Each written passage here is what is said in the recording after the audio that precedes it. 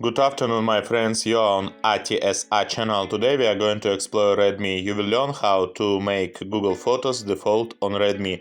It's easier than you think. Don't forget to like and subscribe. Let's begin. Open Settings, your phone.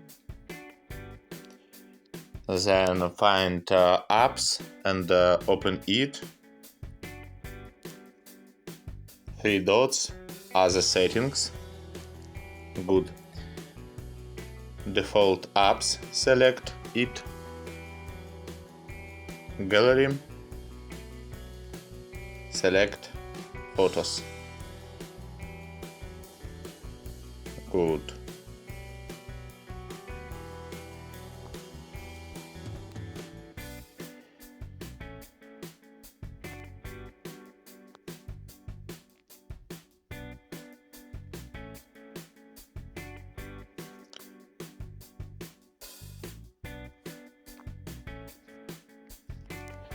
Thanks for watching. I hope my video was useful for you. Don't forget to watch my other videos and like them. Wish you best. Bye bye.